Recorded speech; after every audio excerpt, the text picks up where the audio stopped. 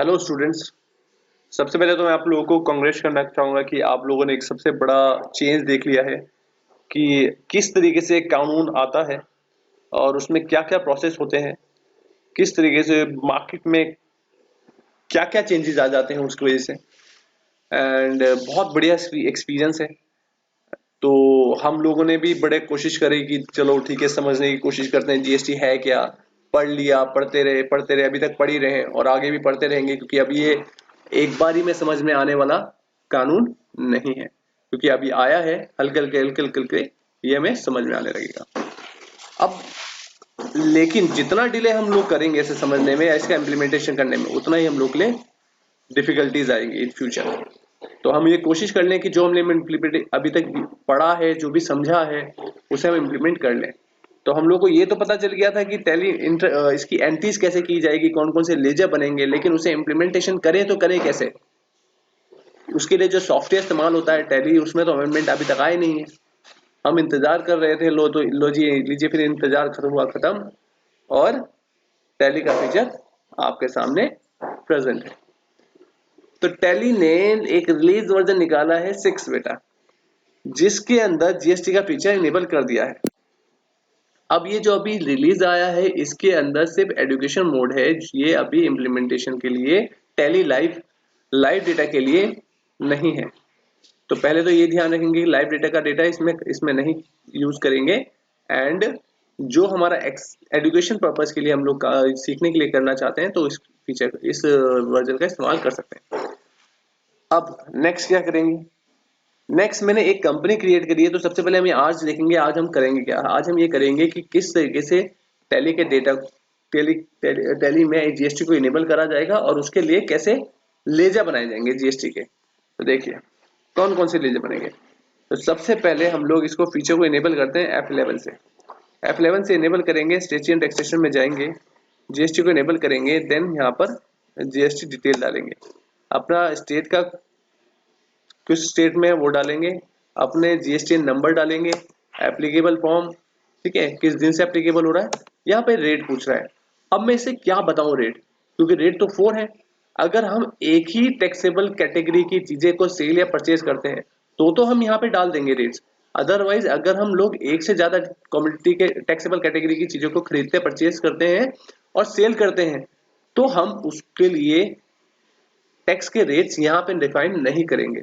हम उसके टैक्स के डिटेल या तो लेजर जब बनाएंगे उस टाइम पे इनेबल वहां पर असाइन करेंगे, या आइटम लेवल पे, करेक्ट है, कंपनी लेवल पे नहीं करेंगे। हम लोग कब करेंगे? जब हम लेजर बना रहे होंगे, अभी मैं बताऊंगा कहां पर, या तो हम जब आइटम बना रहे होंगे तब। ठीक है, तो हम ये अज्यूम करते हैं कि हमारी कंपनी जो है दो कैटेगरी की चीजों को, टैक्सेबल कैटेगरी की चीजों को सेल एंड परचेज करने का ट्रेडिंग करती है। तो सबसे पहले देखते हैं हम इसको कैसे करेंगे। एंटर करके एक्सेप्ट करा देंगे, नो रहने देंगे, एंड देन इस फीचर को पूरा एक्सेप्ट करा देंगे। देन हम लेजर बनाएंगे। मैंने पहले से ही कुछ लेजर बना के रख रखे हैं, हम लोग देखते हैं उसे कैसे बना सकते हैं। पहले हम ये समझते हैं कि परचेज के लेजर कैसे बनेंगे। परचेज का लेजर हमारे दो बनेंगे। बेसिकली परचेज हम दो किस्म की करेंगे, एक तो विद इन स्टेट जिसे हम बोलेंगे इंट्रा स्टेट, और जो विद आउटसाइड स्टेट से परचेज करेंगे उसे हम बोलेंगे इंटर स्टेट। तो मैंने इसके लिए अलग से एक लेजर नाम से बनाया, परचेज इंटर स्टेट के लिए अलग लेजर, कि जब भी हम कोई भी चीज परचेज करेंगे आउटसाइड द स्टेट से, तो उसके लिए जो लेजर इफेक्ट होगा वो होगा परचेज इंटर स्टेट, करेक्ट है। अंडर आएगा परचेज अकाउंट के, देन एप्लीकेबल। मैं लेजर पॉइंट पे भी टैक्स असाइन नहीं कर रहा हूं, मैं जब आइटम बनाऊंगा तब असाइन करूंगा। तो यहां पर भी मैं नो रहने देता हूं और इसे गुड्स रहने देने के बाद एक्सेप्ट करा देंगे। देन उसके बाद में मैंने ऐसे ही परचेज का एक और लेजर बनाया, इंट्रा स्टेट। उसके लिए मैंने परचेज में रखा, इन्वेंट्री इफेक्ट करी, एप्लीकेबल, नो रहने दिया, गुड्स एक्सेप्ट। देन सेल्स का बनाया, सेम एज इट इज। जब हम बेचेंगे तो दो तरीके की सेल करेंगे, within state and outside the state. Within state intra state, with outside the state inter state. तो दोनों के लिए सेम एज इट इज, जैसे परचेज का बनाया, applicable, goods except. Then inter state, sales, applicable, no, goods, yes, correct है। अब tax के जो लेजर बनेंगे, टैक्स के लेजर बनेंगे 3। हम लोग को पता है कि विद इन अ स्टेट अगर हम सेल या परचेज करेंगे तो 2 किस्म के टैक्स हमारे इनवॉइस में लग कर आएंगे, या हम किसी को सेल करेंगे तो उसमें हम लगा के उसे इनवॉइस देंगे। तो CGST और SGST, central goods and services tax, state goods and services tax. तो सेंट्रल इसका लेजर कैसे बनेगा, CGST का ड्यूटीज एंड टैक्सेस के अंदर डालेंगे, GST सेंट्रल टैक्स है ये, एंटर एंटर एक्सेप्ट। देन ऐसे ही SGST का बनाएंगे, ड्यूटीज एंड टैक्सेस के अंदर डालेंगे, GST स्टेट टैक्स, एक्सेप्ट करा देंगे। देन IGST मींस जब हम आउटसाइड स्टेट से कोई भी चीज परचेज करेंगे या सेल करेंगे तो हमारे इनवाइस में जो टैक्स आएगा वो होगा IGST, ठीक है ना, integrated goods and services tax. तो ड्यूटीज एंड टैक्सेस के अंदर रखेंगे GST integrated tax, good, enter करके एक्सेप्ट करा देंगे।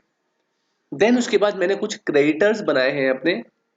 एक बनाया मैंने इन्फोटेक, जिससे हम सामान खरीदते हैं। तो क्रेडिटर हमारा है जिसमें हम यहाँ पर यस करेंगे अगर हमने मेंटेन बिल वाइज यस नहीं करा, क्योंकि अब हमारा मैचिंग कॉन्सेप्ट चलेगा कि जो इनवॉइस हमने परचेज कर रहे हैं उससे रिलेटेड सेल भी हम लोग को दिखानी पड़ेगी। करेक्ट है, जो सेल हमने करी है उससे रिलेटेड परचेज भी दिखानी पड़ेगी। करेक्ट है, मैचिंग कॉन्सेप्ट चलेगा। तो हमारे बिल वाइज मेंटेन यस करना जरूरी है। एंटर करेंगे, देन यहाँ पर यस करेंगे। उत्तराखंड का है क्योंकि कंपनी, तो उत्तराखंड में रखेंगे। देन यस करेंगे।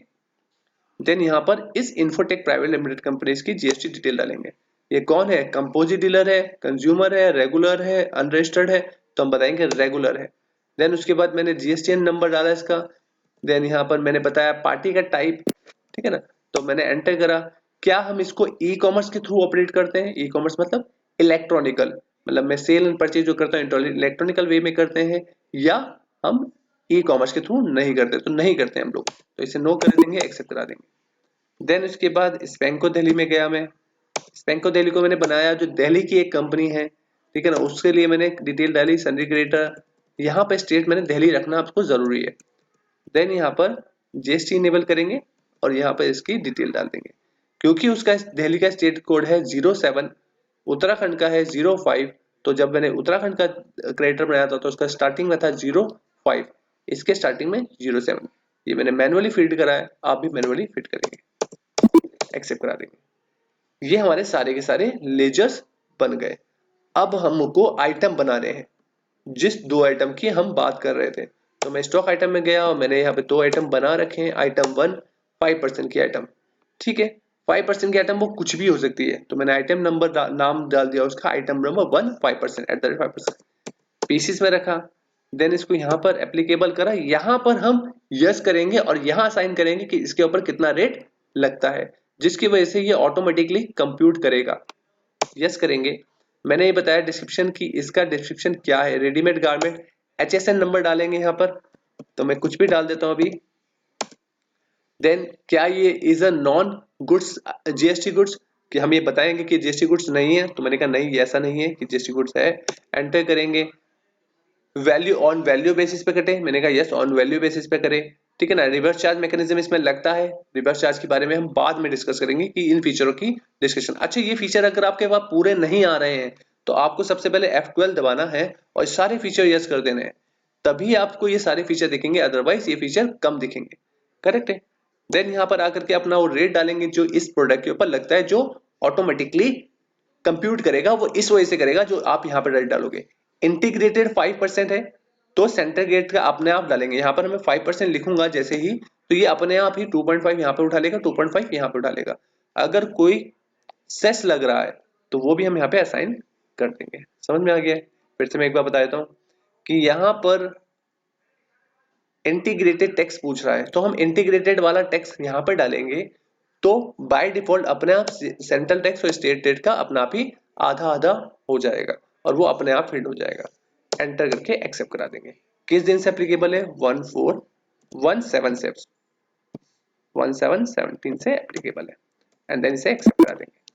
देन इसी तरीके से सेम एज इट इज इसमें बनाएंगे, एप्लीकेबल करेंगे, यहाँ पे यस करेंगे, एक्सेप्ट कराने के बाद यहाँ पे 12% डालेंगे एंड देन इसे भी एक्सेप्ट करा देंगे। ये हमने सीखा कि आखिर जीएसटी के मॉडल में हम लोग अपने लेजर्स को कैसे क्रिएट करेंगे, आइटम कैसे क्रिएट करेंगे। एंट्रीज के लिए मैं एक वीडियो और बनाऊंगा जिसमें हम लोग देखेंगे किस तरीके से एंट्रीज करेंगे। होप सो आप लोगों को समझ में आया। अपने रिव्यू जरूर बताएं कि भैया इसमें कुछ क्या चीजों की रिक्वायरमेंट आपको और है। ठीक है, okay, thank you so much.